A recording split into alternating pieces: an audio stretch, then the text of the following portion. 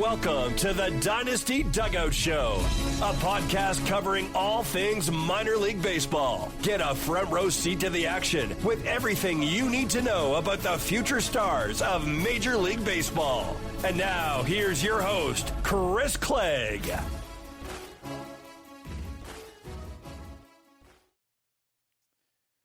Good morning and welcome to the show. Today is Monday. It's April the 21st. Hope you guys all had an awesome weekend. Back to the grind on the Monday. If you're back at work, wherever you're listening, thank you for tuning in. The Monday edition is the Minor League Weekend Recap, in which we talk about everything that took place over the weekend that you need to know to stay ahead in your Dynasty League and know all the top prospects in the game. As usual, the episode is brought to you by Connect Roasters. Connect Roasters is the in-house coffee company. They make an incredible blend of coffee. It's all ethnically sourced. It's all natural. It's a great coffee. I love it. I've got my cup right here. It's cold brewed. It's got some cold foam on top of it. Very good. It's the Gold Glove blend. And you can get the Gold Glove blend, buy one, get one 50% off. Go into connectroasters.com and using the code DYNASTYDUGOUT or use the link in the description. It's a very good value, by the way. Really good coffee for the price. Can't beat it. Also, we're proud to partner with Chinook Seedery, the best seeds in the game. Thought I'd grab some packs, but they're all sitting over there. Got boxes of them. If you're around a minor league ballpark that I'm at, hit me up. I'll give you some seeds. They're great. We got a variety of flavors. You can get 10% off your first order. Go to ChinookSeedery.com and use the code DYNASTYDUGOUT today. Get you 10% off. Awesome seeds. They are the best seeds in the game. All right, let's dive right into the action. Talk about everything that happened this weekend. We had a lot of big performances, some 2-homer performances from several guys. We had really good pitching performances. I feel like I wrote more about the pitching performances than I did about hitters because it was the pitchers that really stood out. Off the top, we had Blake Burkhalter, the Atlanta Braves. This guy was a closer at Auburn a few years ago. Braves drafted him. He ultimately had TJ, and he didn't come back until last season. So last year was his pro debut after being selected in the second round of the 2022 draft. So that was pretty notable. He had just 4.2 innings before blowing out his arm. It's a fascinating arm, though. He had an incredible week, by the way. He pitched on Tuesday and Sunday, so he had a double dip, same team twice. And he had an 18-whiff outing on Sunday and a 19-whiff outing on Tuesday. 5 scoreless on Sunday, struck out 9 batters, just 4 hits and 1 run allowed. Burkhalter looks really, really good. Every year the Braves have a breakout arm. Last year was Schwellenbach. The year before that, I can't even remember who it was before that. A.J. Smith-Shawver. Before that, it was Spencer Strider. You just go down the line. Like every year the Braves have pitching success. Their dev's good. I'm going to talk about 2 Braves pitchers today, Burkhalter being the first, but last year Burkhalter was good. I mean, he had a 2.71 ERA across 69 2/3 innings, backed by a 3.08 FIP. And this year, 30% strikeout rate so far with a 1.62 ERA, 7.5% walk rate. Swinging strike rate is pretty impressive at 17.6%. Has a 33% CSW. Burkhalter has a pretty cutter-heavy profile. He loves to go to the cutter. Sits in the upper 80s. It touches up to 92 at times, and it pairs well with his fastball that's up to 98, 93 to 96 range, usually for Burkhalter. Good carry, plays best at the top of the zone. He'll throw a changeup as well in the low to mid 80s, some really good fade as well. And a sweeper. He'll throw a sweeper. Sometimes it morphs into the cutter, but he'll throw a sweeping slider. This is on the lower slide of that slider velocity band, mid 80s. Getting the upper 80s at times is pretty hard for a sweeper, but it's a pretty good pitch there. Burkhalter might be the next Brave success story. He also might be the next arm that they ship out for help at the major league level. But Burkhalter is really good. He's a name to know. Yes, he's 24 in AA, but circumstantially, I mean, you look how it happened. He had TJ in 2022, didn't come back till last year. So development timeline, he's looking pretty good. Our hitter of the weekend was Brady House, who had a 2-homer game on Saturday and had a 4-hit day. He had singles on Friday and on Sunday. Impressive series. He reached base all 6 times last week against Worcester. Pretty good team, by the way. House feels like he's been around forever. He's been a household name, or I'll say household name, a name for at least like people that know amateur baseball for a while. So like 14 years old, Brady House was a popular name. He was a name I traveled to see in high school. He's good. He's just 21 years old. There's prospect fatigue. Yeah, I mean, that's absolutely happening. And for understandable reasons. I mean, 2024, it had highs and it had lows, but he stayed healthy for the first time in his career. Last year, he played 129 games. This year, he stayed healthy so far, small sample, but he's looked good. He has a 296 batting average right now. He has an 80% in his own contact rate. He has a 48% hard hit rate. Ground balls are still a bit of an issue, but he is hitting more balls in the sweet spot. So that's obviously pretty notable as well for Brady House that he's getting to the sweet spot a little bit more often. That's ideal launch angles. It's no surprise. He's always hit the ball hard. He's got a 109 mile an hour ninth percentile right now. That is very, very good, by the way. Has a 91 mile an hour average exit velocity. The approach has cleaned up a bit. He's running a 34% chase rate, which is down about 6 percentage points from last year. So I think that's obviously pretty notable. The contact skills are average, but if he can improve the approach, if he can have average contact skills and average approach, it's going to be a really fun power bat in the majors. So Brady House is our hitter of the weekend to note. So certainly like what we saw there from House. Other pitchers, before we dive into the hitters, obviously wanted to hit on those first two. They were the features of my article. You can go check that out at thedynastydugout.com. Trey Yesavage had an awesome game. He struck out 10 batters across 5 innings, didn't issue a walk. Weird start, though. He did allow 3 earned runs on 4 hits, but he was nearly perfect through 4 innings. So he entered the 5th, and he allowed 3 singles to start the inning. Kind of weird, ground ball, bloop, ground ball. And then it just kind of, I won't say it unraveled, but he was getting BABIP to death. Yesavage is legit. First round last year to the Blue Jays. High slot release, good extension. He works in the 95, 96 range. 8 of his 20 whiffs on the start, or he had 8 whiffs on 20 swings on the fastball, which is really good. Honestly, Yesavage is way too impressive for single A. Get this guy out of here. Why are they doing it? Well, probably because they don't want him pitching in Vancouver in April, which makes sense. So it's either you shove him to double A or you pitch him in single A in the warm Florida weather. Makes sense. He may skip Vancouver altogether. I wouldn't be shocked if that happens if he went straight to double A. That would happen, and I would be okay with it. I think the stuff's ready. His split change is really, really good. You look at it, it's pretty aesthetically pleasing pitch, 85 miles an hour. It's got good stuff, 12 inches of fade, 0 IVB, which pretty good on changeup. He worked a slide. He threw more of his arsenal, which I liked. Slider in the 82 to 85 range with good depth.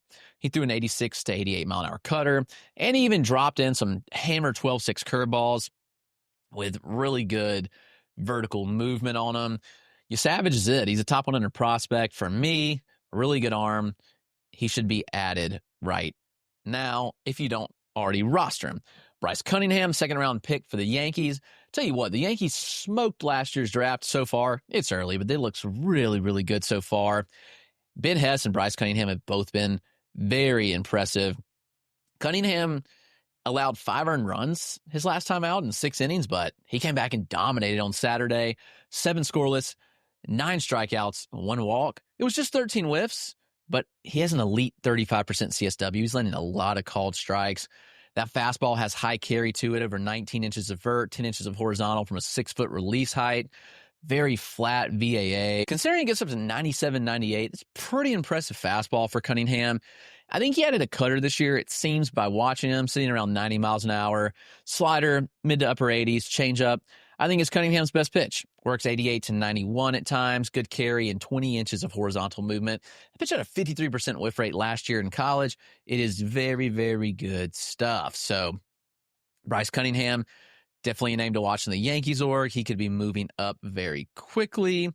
Others of note, we had Blade Tidwell of the Mets. He had a good start. Blade Tidwell is about as up and down as you'll see. But when he's good, he's really good. When he's good, he looks like a top 100 prospect to me. That's what he looked like on Saturday, by the way. 4.1 scoreless with 9 strikeouts and 15 whiffs. He was throwing his sweeper as often as the sinker, which I like. Missed 8 bats on 11 swings, so 73% whiff rate on the sweeper in the start. 15 inches of glove side movement, sitting in the mid-80s. Really like what I saw there.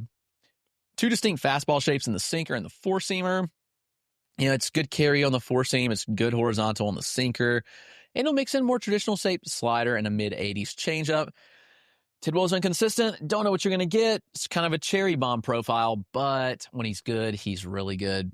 Wouldn't be surprised if he made his major league debut this year. Jake Bloss of the Blue Jays bounced back in a big way. Bloss was bad for the first 3 starts. He pitched in bad weather conditions too, which I noted. Everybody's freaking out about him. I was like, okay, he's pitched in rain. He's pitched in 30-degree weather multiple times. It was a sunny 52 in Buffalo on Sundays. He made his second start in Buffalo of the week, and it was really, really good. He struck out 7, did not walk a batter across 4 2/3. Did not allow a run either. Good start for Jake Bloss. Much needed. Fastball averages 93-94, tops at 97 with 18 inches of vert from 5'8" release height. So it's a very flat vertical approach angle too, which helps. Slider sits 86 with about 6 inches of glove side movement. He spins it efficiently, had a 43% whiff rate on the pitch on Sunday. He threw his changeup more, which I found encouraging. It's at 87-90 with 12 inches of fade. I think it's possible he just had better feel for the pitch considering it was a little warmer and it wasn't freezing cold or raining. And Bloss even used its curve and sinker 10% of the time on Sunday. I think it's impressive arsenal. I think Bloss is a really good pitcher, and I think Jake Bloss should probably be considered for top 100 status and to go into the Blue Jays rotation pretty soon. So I think he's good. I don't really care as much what he did in the past. I'm still a Jake Bloss fan. Maybe a name you aren't aware of. That's Wellington Aracena. I hope I'm saying that right. It's Aracena. New York Mets 20-year-old pitching prospect in single A. He was hit around in his Tuesday start against Tampa. He actually pitched out of the bullpen on Sunday, but went 3 innings and struck out 6 batters. Did not issue a walk, no earned runs. Looked really good. Aracena is an electric arsenal. Four-seam, average north of 96. It'll touch 100. If you look on Baseball Savant, they have no clue what he's throwing. He's got 97-mile-an-hour changeups on there. He's got 92-mile-an-hour four-seams, which are cutters. They misclassified all the pitches yesterday, so hopefully that gets fixed. But I did parse it out in the article if you want to go read that, see exactly what he was throwing. The four-seam doesn't really have outlier traits, but he did touch 19 inches of vert. That was the peak at 6'3" release height, so it's above average. Peak vert there, IVB. He'll mix in a sinker with 19 inches of arm side run as well, and that's mid to upper 80s slider with good depth. I think he's an intriguing arm to keep an eye on. He's 20 years old. It's pretty electric stuff. Aracena might be a dude. So New York Mets arm Wellington Aracena. Herick Hernandez of the Braves. Again, the Braves strike again. Left-handed pitcher out of Miami. Miami doesn't know how to use pitchers. Miami University, that is. They have no clue how to pitch dev, don't know how to get their best other pitchers. Look at the guys that have come out of there and have been really good. The changes that the Rangers made last year in Alejandro Rosario. The Braves drafted Herick Hernandez. That's Herick Hernandez. He's electric again. He struck out 9 on Tuesday. Did not allow a run in 4 2/3 innings. Just as good on Sunday, 4 2/3. Struck out 7 with just 2 hits and 2 walks allowed. It's good stuff. The fastball works 92-94. It's poor extension, but it's strong carry at the top of the zone. He can get 20 inches of vert on the fastball. The pitch plays pretty well. He's a slider. Primary swing and miss pitch, 83-85. Good depth and sweeping action. And then he'll dial it back to a 2-plane curveball in the mid-70s. I want to see him throw the changeup more often. It's a good carry with nice fade. He just doesn't throw it that much. I'd love to see him further develop that to kind of be a platoon neutralizer to right-handed bats. But Herick Hernandez is fascinating. I think he's a good arm. The strike rate's up, which I think is notable. The bat messing ability is good. I think he could be a big riser in the Braves system, and it would not shock me at all. Let's take a quick break, and then we will get back to some hitters that stood out over the weekend. A lot of 2-home run performances. Let's talk about them in just a moment. Back from the break, let's talk all these standout hitters from the weekend. We have a good mix of names, from big-name prospects to lower-level prospects, all over the board of some guys that stood out. I want to talk about several of the 2-homer performances that we had, starting with Yanqiuel Fernandez. Fernandez is interesting. I think at this point, everybody knows that. There were times when people talked about him as a top 20 prospect because he was hitting home runs. I pushed it off because he's always chased at a 40% clip. He's always had average to worst contact skills. 2 more homers on Sunday. He has 5 total through 17 games so far. Homers were at 102.5 and 100.3 miles an hour. One traveled 420 feet on 420, fitting, right? Hitting the ball's never been hard or an issue for Fernandez. I mean, his 102.6 mile an hour ninth percentile is a bit down from what we're used to, but he's also topped at 111. The thing that we are used to is the chase rate. Fernandez is running at 43% chase rate. He's aggressive in the zone, but he's aggressive on everything. So, like, he's swinging at 60% of pitches that he sees. It's like the highest swing rate in the minors. Contact rates are below average. Hopefully people learn their lesson with Fernandez, that invested him as a top 25 prospect that some fantasy prospect people said he was. Like, guys that have power but have no approach or contact skills just can't make that profile work. Just not something you want to invest in. So in the future, like, yeah, Fernandez is fun. Fernandez may have some good years in Coors Field, but like, just know that this kind of profile is hard to make work when you have zero approach at all, when you chase like that. When you have power, yeah, it's fun, but it's fun to dream on the upside. I just can't do it. So Yanqiuel Fernandez did have a 2-home run day, so he's worth noting. Brannon also had a 2-home run day on Sunday. The Red Sox 20-year-old catching prospect. He's fairly young for high A. Saw Brannon last year a lot. He's enticing. Obviously, I have him here in Greenville with me right now, but strong, stocky profile. He can mash. He hit homers of 104 and 106 miles an hour. On Sunday, I saw him hit a ball as hard as 113.2 miles an hour in the Arizona Fall League. So really good stuff there. His approach is actually pretty good. And the contact's a question. Can Brooks Brannon make enough contact to make this work? Does he stick at catcher? That's still a question too. But the bat's going to have to play if not. Brandon's fun. He's going to hit for power. You're going to see him hit a lot of big home runs this year. I think Greenville gets really hitter-friendly in the summer, so I'd expect that to kind of look really, really good. And Brandon's a fun name to know. He's deeper league catcher, but there's juice there. And I think the surface numbers are going to be good, which might give you a reason to invest in a deeper league to trade him because he is going to hit for pop. So I'd watch out for that. Braylon Payne, he homered, the Brewers' first-round pick last year. I mean, he's got speed. He's showing more power than you might expect. He's looking really good right now. The interesting thing is, like, Payne seemingly traded contact for power. Can he blend the two and make it work? We'll see. I mean, he struck out 4 times on Sunday and twice on Saturday, but he also showed that big home run, 391 feet to the pool side, and he showed his electric speed by having a triple. So, yeah, I mean, he can get slappy at times on ground balls, but when he gets to the pool side, shoot, it's a lot of fun.